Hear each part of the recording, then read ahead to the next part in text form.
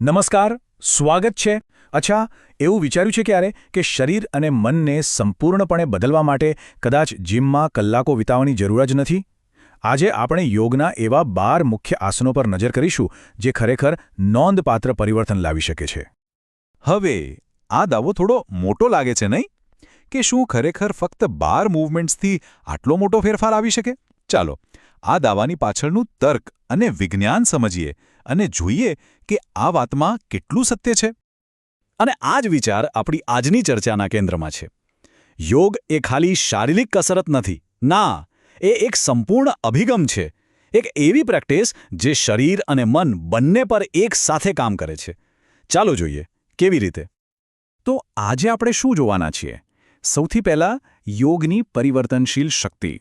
પછી જોઈશું કે તાકાત કેવી રીતે બનાવવી, લચીલાપણું કેવી રીતે વધારવો અને સંતુલન કેવી રીતે શોધવો. અને છેલ્લે આ બધું મળીને કઈ રીતે એક સ્થાયી પરિવર્તન લાવે છે એ સમજીશું. તો ચાલો શરૂ કરીએ. યોગ છે ને એ ખાલી મસલ્સ નથી બનાવતું. એ તો જાણે શરીરના ઓપરેટિંગ સિસ્ટમને જ અપગ્રેડ કરી દે છે.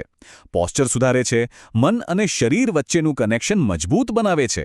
અને એનાથી જે ઊર્જા અને સ્પષ્ટતા મળે છે એ તો અલગ જ છે. કોઈ પણ મોટા પરિવર્તન માટે પાયો મજબૂત હોવો જ જોઈએ. તો ચાલો સૌથી પહેલાં એવા આસનો જોઈએ જે આપણને રોજિંદા જીવન માટે જરૂરી, રિયલ, ફંક્શનલ સ્ટ્રેન્થ આપે છે. અને આપણો પહેલો પાયાનો પથ્થર ફલકાસન એટલે કે પ્લેન્ક પોઝ. દેખાવમાં એકદમ સિમ્પલ લાગે, પણ માનો કે ના માનો, આ એક આસન કોર સ્ટેબિલિટી અને સ્ટ્રેન્થ બનાવવા માટેના બેસ્ટ આસનોમાંથી એક છે. હવે પ્લેન્કની ખાસ વાત શું છે ખબર છે? એ ખાલી પેટના સ્નાયુ પર કામ નથી કરતું. ના, એ તો આખા શરીરની કસરત છે. હાથ, ખભા, પીઠ બધું જ મજબૂત બને છે.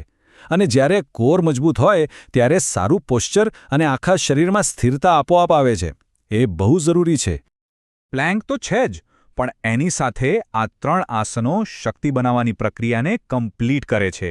જેમ કે વીરભદ્રાસન 2 એટલે કે વોરિયર 2 એ જમીન પર સ્થિરતા આપે છે. પછી ઉત્કટાસન ચેર પોઝ એ જાંગ અને ગ્લુટ જેવા મોટા સ્નાયુઓ પર કામ કરે છે. અને નૌકાસન એટલે કે બોટ પોઝ એ તો કોરને એકદમ નેક્સ્ટ લેવલ પર ચેલેન્જ કરે છે. આ બધા મળીને શરીરને ઉપરથી નીચે સુધી મજબૂત બનાવે છે. પણ જુઓ, ખાલી તાકાતથી કામ ન ચાલે. જો મસલ્સ મજબૂત હોય પણ જડ હોય તો ઈજા થવાનો ડર રહે. એટલે જ સાચું પરિવર્તન ત્યારે જ આવે જ્યારે તાકાત અને લચીલાપણાનું બેલેન્સ હોય, જેથી શરીર એકદમ ફ્રીલી, મુક્તપણે હલનચલન કરી શકે. અને જ્યારે વાત લચીલાપણાની આવે ત્યારે અધોમુખ શ્વાનાસન એટલે કે ડાઉનવર્ડ ફેસિંગ ડોગ એ તો કિંગ છે. આ યોગનું સૌથી આઇકોનિક આસન છે.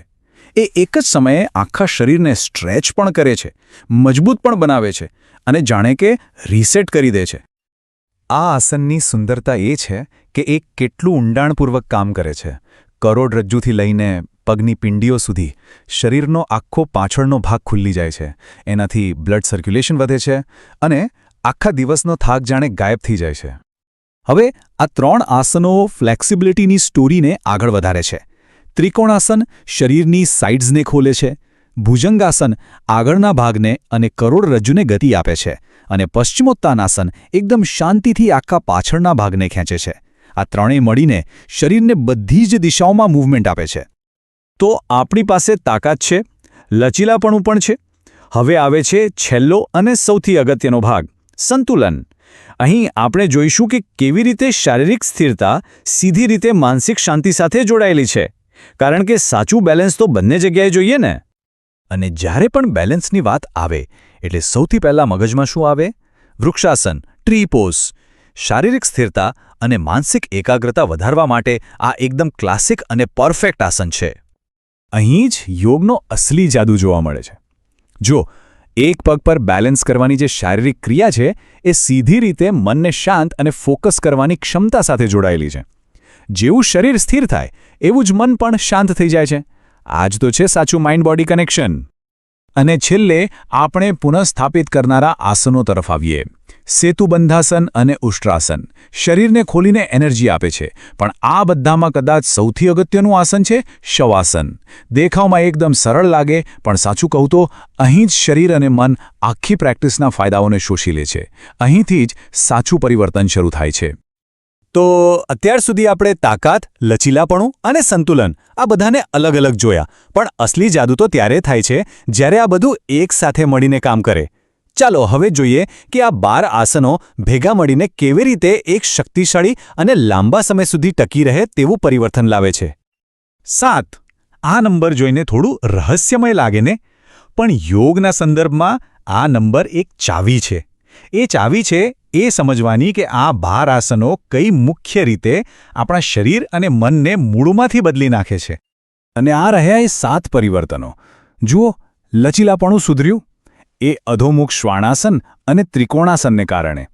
કોર મજબૂત થયું, એ ફલકાસન અને નૌકાસનની ભેટ છે. તણાવ ઓછો થયો, એ પશ્ચિમોત્તાનાસન અને શવાસનનો જાદુ છે.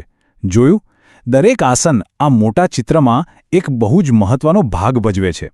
આ જ તો છે યોગની સાચી તાકાત. હવે જો આ બધું જાણીને આ યાત્રા શરૂ કરવાની પ્રેરણા મળી હોય તો આ કેટલીક ટિપ્સ કામ લાગી શકે છે. સૌથી મોટી વાત છે કન્સિસ્ટન્સી. રોજની ખાલી 10-15 મિનિટ પણ લાંબા ગાળે જાદુ કરી શકે છે. અને હંમેશા યાદ રાખવું કે શ્વાસ પર ધ્યાન કેન્દ્રિત કરવું જ એ જ ચાવી છે. તો આ અંતિમ વિચાર સાથે આ ચર્ચા પૂરી કરીએ.